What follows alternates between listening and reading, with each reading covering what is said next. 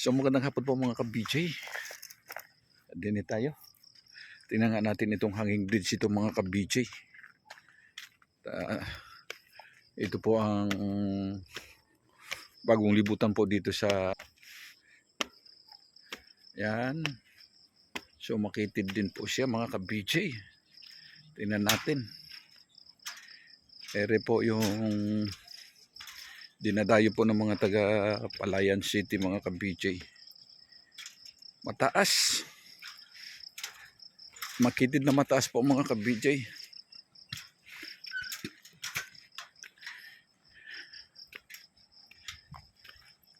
So sa itsura nito mukhang ano na ito mukhang dati na ito, mukhang matagal na ito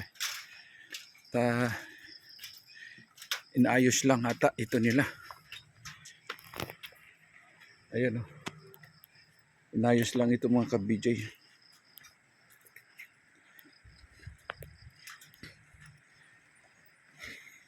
Saturday, Sunday po mga ka-BJ, marami daw po mga tao dito nagpupuntahan.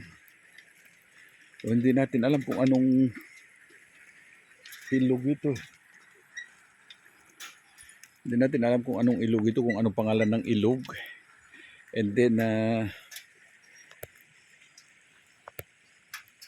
yung barangay. So mamaya baka may makita din po tayo dito. Mapagtanungan po natin mga ka-BJ. Malaking ilog ito. Tsaka mahabang hanging bridge. Ngayon po lang ito inaayos nila. So kaya nito lang siya dinadayo ng mga taga dito. Marami daw po mga ka-BJ nagpupunta rito para selfie. Alam naman po ninyo mga ka-BJ sa panahon ngayon. At sanay na po sa selfie. Sanay na po sa galaan yung mga tao, mga ka-BJ. So wali kayo, tara na po. Lakad-lakarin po natin ito. At medyo mababa din ito Mga nasa mga 200 meters din siguro ang haba nito. Malayo din ito. And then ito may siya, meron siyang poste sa gitna. May poste po mga ka-BJ sa gitna.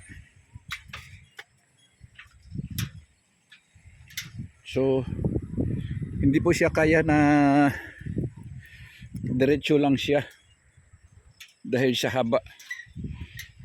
Kaya't nilagyan po ng poste. At ito po yung mga bakal po natin, natapakan po natin ito mga ka-BJ. At flat bar, bago pa kumbaga wala pa pong kasigas ngayon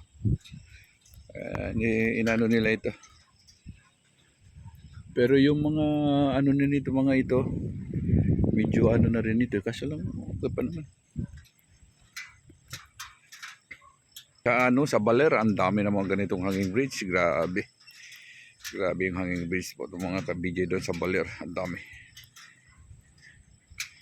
halos kada ilog doon may hanging bridge Sabagay mas naman ganito mas matipid naman pong mga ganito mga ka-BJ yung hanging bridge kaysa gagawa ka ng tulay talaga, yung mga malalaking tulay. So mas makatipid ka konti.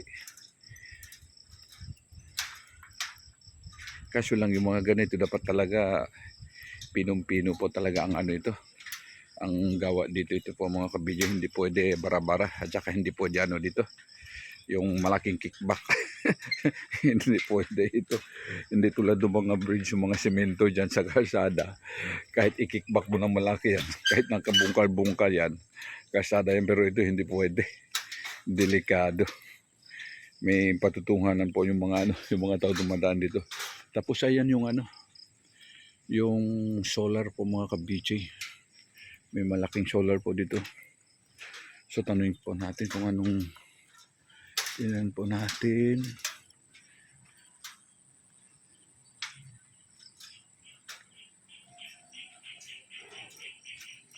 Ayan. Dito na po, nakatawid na po tayo mga ka-BJ. So, andito na po tayo sa kabilang Ibayo. Anong lugar kaya ito? So, yung pala tinawiran po natin kanina mga ka-BJ, yung pinanggalingan po natin, barangay Marcos Village. So tapos pagtawid po natin dito sa kabila, barangay Picalyo, Natividad po mga ka-BJ. So balik kabilang po ang inano nila, Natividad na po ito pala. So tara, balik na po tayo mga ka-BJ. Gabi na po, padilim na po mga ka-BJ. So ito, ano pala ito? Bago pa lang pala ito mga ka-BJ.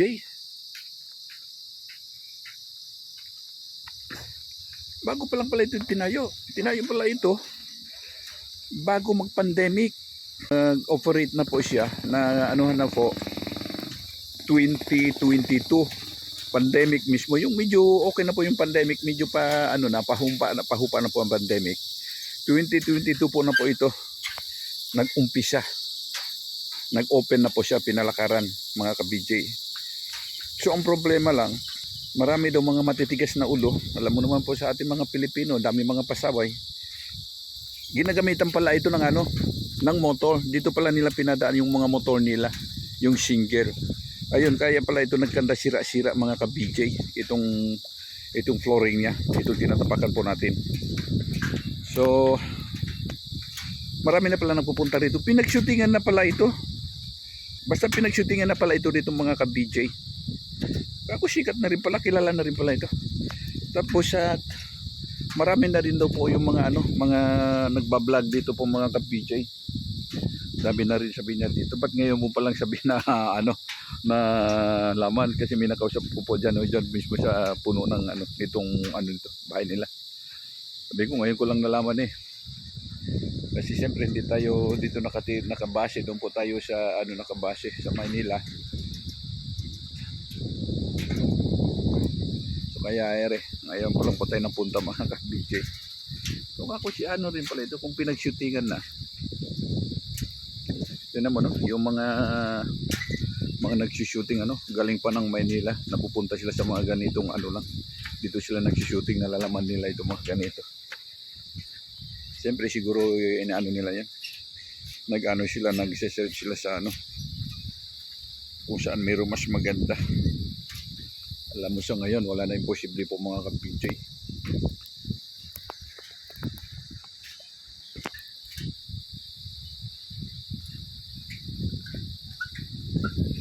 Ang in-expect ko po ito mga ka-BJ, matagal na hanging bridge na ito, mga let's say mga 10 years na o 10 years na mahigit. At medyo may pagkalumaan na, and then inayos nila ulit dahil parang ngayon pa lang na ito na talaga sa mga tao. Ngayon pa lang napupunta rito, marami napupunta rito So ngayon lang kasi yun po yung in-expect natin po mga ka-BJ, itong bridge na ito, mga 10 years na ito mahigit. At parang inayos lang nila, ni-renovate lang po nila mga ka-BJ. So hindi pala, bagong-bago pa pala ito mga ka-BJ, sariwang-sariwa pa. Dahil 2022 pa pala ito inumpisahan po na nag-open sila. So ginawa pala ito bago mag-pandemic 2019. So bagong-bago pa pala ito.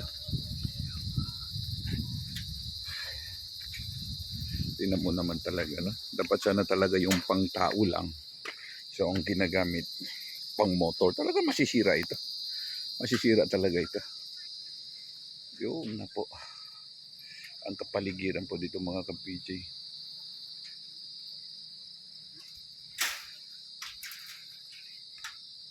Sarap talaga tumira sa mga probinsya.